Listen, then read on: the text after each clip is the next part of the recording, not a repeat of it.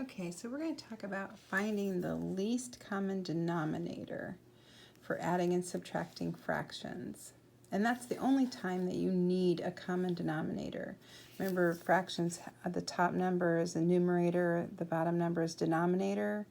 Around Indiana, we call that Notre Dame, or D for down, to remember which one goes where.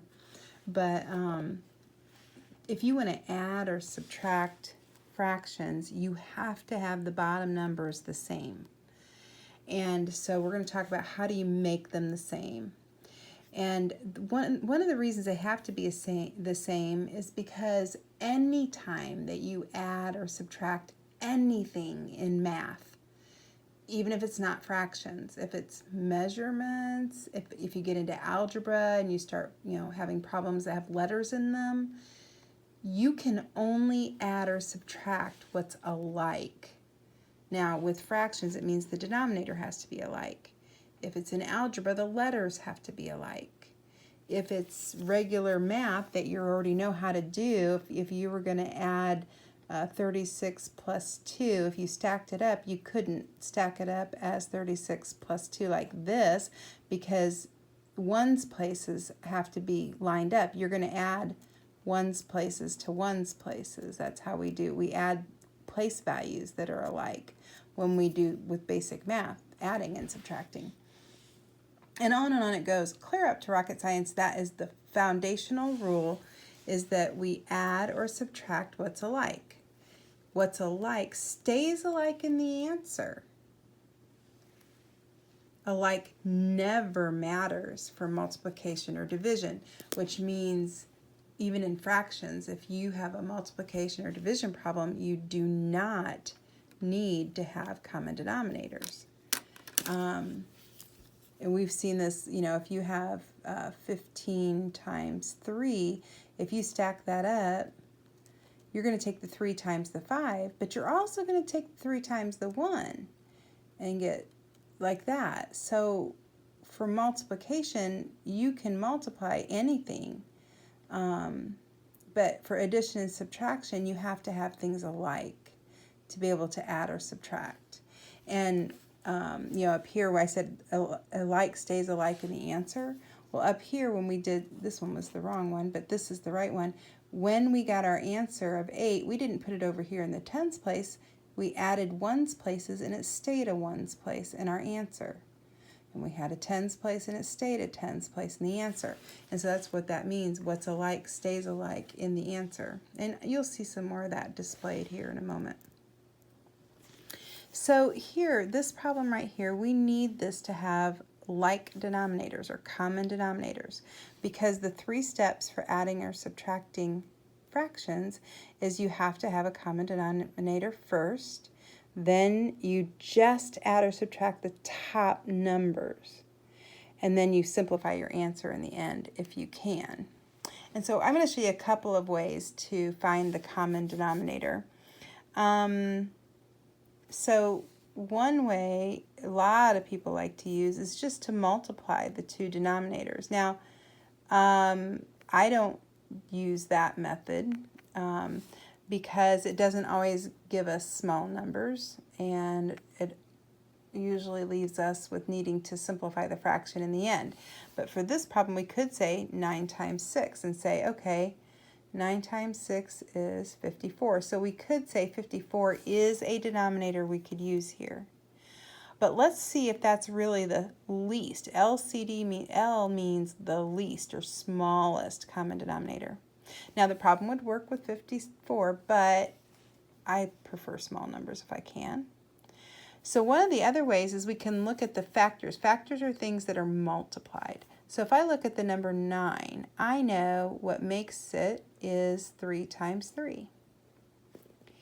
And I look at the number 6, and I know what makes it is 2 times 3.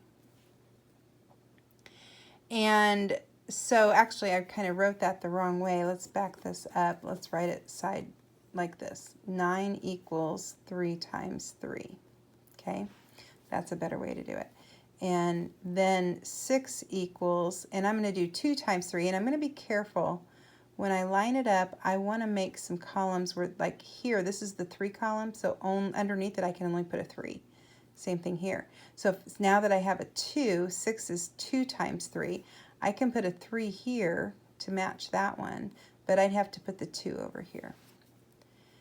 So I put my numbers in here, and the cool thing is you just underline it, and then you say, okay, this is a 3 column, this is a 3 column, and this is a 2 column. Just name the columns. And whatever you have down here, if you multiply it, it's your common denominator. So that's 9 times 2, that's 18. 18 is actually the least common denominator. Now another way to find that is to make a list of the multiples. So you take the number 9 and the number 6 and just list, 9 times 1, 9 times 2, 9 times 3, 9 times 4. Just, list out maybe 6 or 8 of them for a little bit. You don't have to usually go very far. But I'll just do this for a second so you can see how this works. And then do the same thing with the 6, or you can even just look at the list here.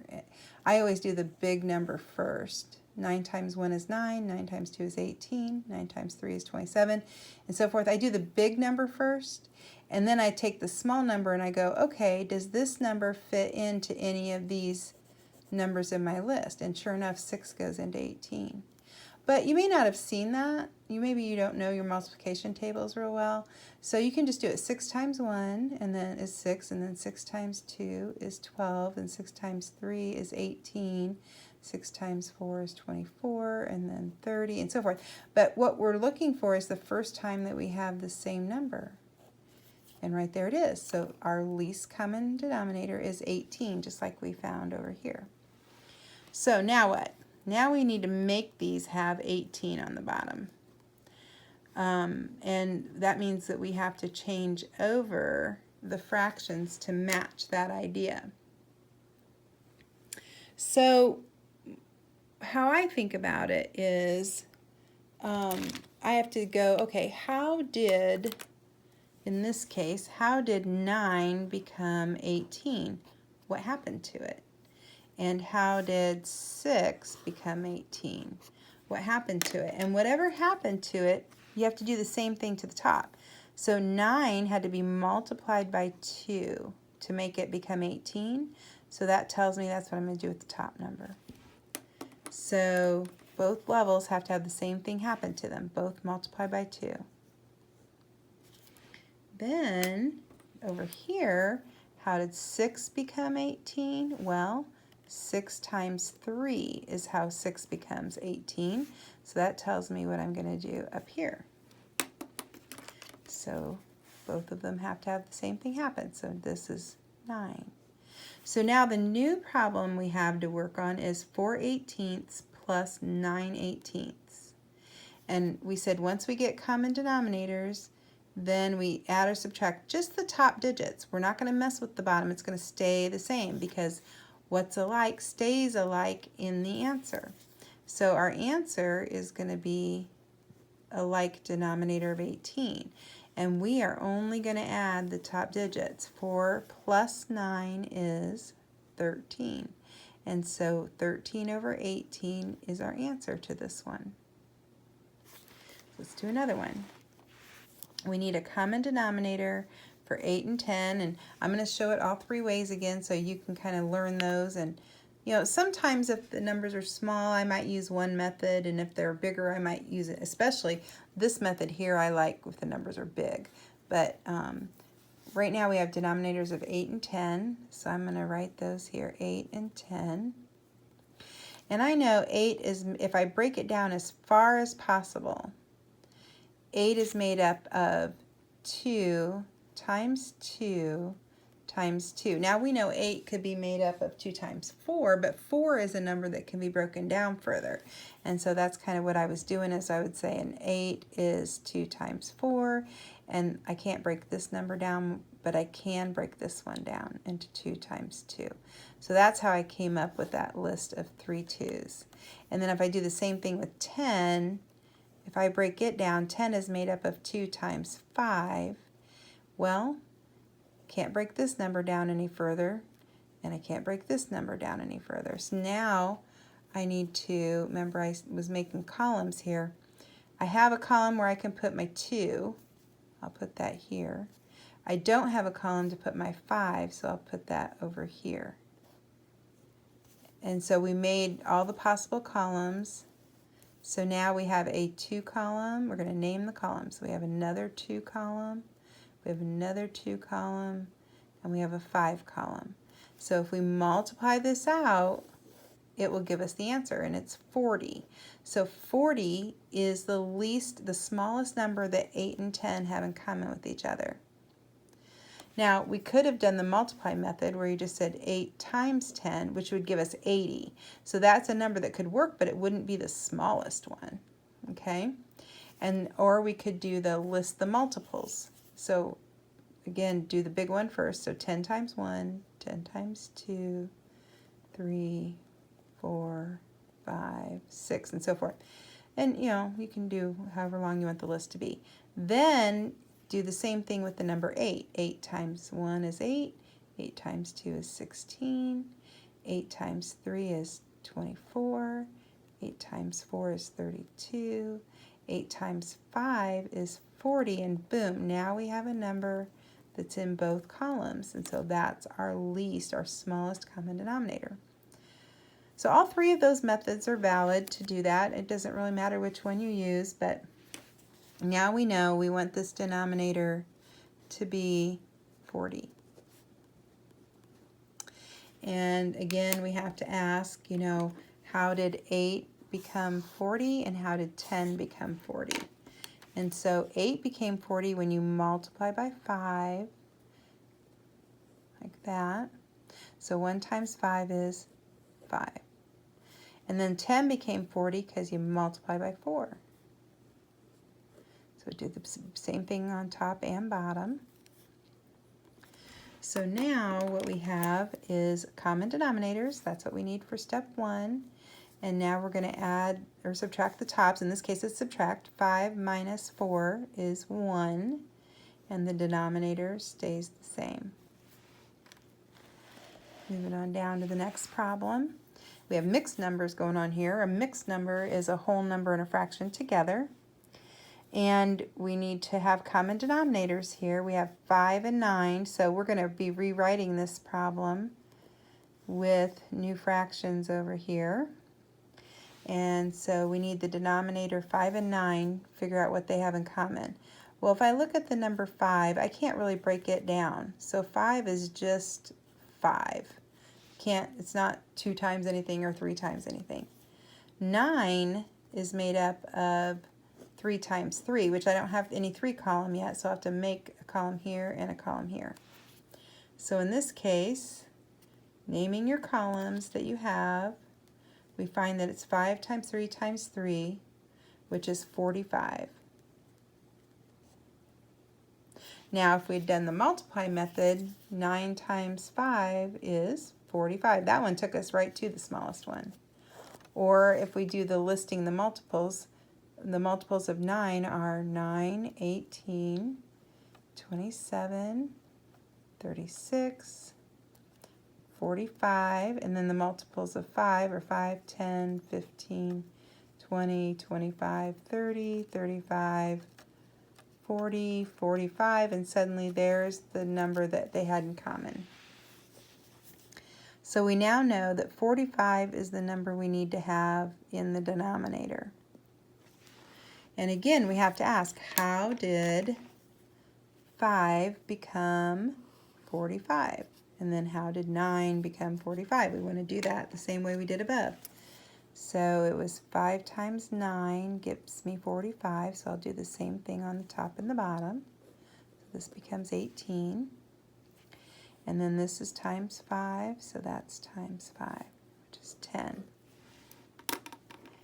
Okay, so now we're ready to do the addition. Again, add the top digits together, but keep the bottom as it is. So we know the bottom has to be 45. 18 plus 10 is 28. And then, of course, 3 plus 1 is 4. Okay, so now we're moving on. We're going to do some more things. We're going to do this next one the same way. We're going to make sure that we have common denominators. And when we do this, and you could even pause the video right now and see if you can figure out this one out before I do it, but the denominator that these two, the smallest one these two have in common is the number 12, because 3 times 4 is 12, and it's the smallest thing that 3 and 4 have in common. So for 3 to become 12, it was times 4, so we'll do that on the top. And for 4 to become 12, it's times 3, so we'll do that. Now, in this case, we're supposed to be saying 4 minus 9. And I want to remind you of something. If you had the number, let's say 54 minus 29, you know, hopefully you were taught a long time ago that you could take a set of 10 from here, because this is the tens place, and, you know, call this a 4. Take 1 away from here and bring it over to this number. And what you're really doing is adding 10 to this number. So we can rewrite this number as 14. So now we have enough to subtract with. 14 minus 9 is 5, and then 4 minus 2 is 2. If you haven't seen that before, go back and rewind this and watch that happen again. In fact, I'll show you another one right here. If you had, let's say 7 and 2 and 5, and you were going to subtract 2 and 5 and 1. 5 minus 1 works, we can get 4, but 2 minus 5 does not work. And so what we can do is borrow from over here. We can take a set away from here. So this becomes a 6, because we're going to take 1 away from here, but when we move it next door, it's a 10, so it's really 2 plus 10. So this becomes 12 on top. So now it's 12 minus 5 is 7, and then 6 minus 2 is 4. So that same idea we're going to use even if it's fractions. So we can't do 4 minus 9, so we're going to borrow from here and call this a 4. Now, interestingly, when we bring it over to fractions, we are not adding 10. Like we do with these numbers, we always add 10 if they're whole numbers. But here, you're always adding whatever the denominator was. So in this case, we're going to be adding 12, because when you bring that 1 over, 1 in this case, if you wrote it with 12, is the same as saying 12 out of 12. That's what 1 is, 12 over 12. So that's what we brought over here, was this fraction, 12 over 12. Well, we turned the 1 into 12 over 12. So now we can put these two together, and instead we're going to call this 16 over 12 minus 9 over 12. So 16 minus 9 is 7. And keep that common denominator. And then 4 minus 2 is 2. And so the answer was 2 and 7/12. Here we go. We have another one. This one already has common denominators. We don't have to change that part of it. But let's borrow, because we can't say 7 minus 9. So we'll come over here and take 1 away from here. And that 1, if you're talking about tens, this is the same as saying 10 over 10. In this case, we are going to add 10 like we did with the others, because the denominator is 10. So you're really just going to say this. So it's going to be 17 minus 9. So that's 8 out of 10. And then 5 minus 2 is 3. Now this answer, we'd have to do a little more to it, because notice this fraction can be reduced because they both can be divided by the same number. When you simplify a fraction, you do both the top and the bottom the same way. And so since they both have a 2 in common, we're going to divide by 2 on the top and the bottom until we get 3 and 4/5 would be the final answer here. And then here we want common denominators, so I'll rewrite the problem here. If you look at 3 and 6, 6 is actually the common denominator, because 3 times 2 makes 6. So we can call this 6 here, and that was times 2, so this is times 2. And then leave this one the way it is, because it's already got the 6. So now we're going to do 4 plus 5, so we have 9 over 6. and 4 plus 1 is 5. Now again, we have a fraction that can be simplified. 9 over 6 is top heavy. So what it means is we can pull a set out of there, a set of 6 over 6 out of there and call it a 1. So if we take 6 out of 6 out of there, that leaves us with 3 out of 6, and we'll bring the 1 over here and give it back to the 5. And then this part we can see can be reduced because they both can be divided by 3. And when you divide them both by 3, you get 1/2. So we have 6 1/2 is the answer to that one.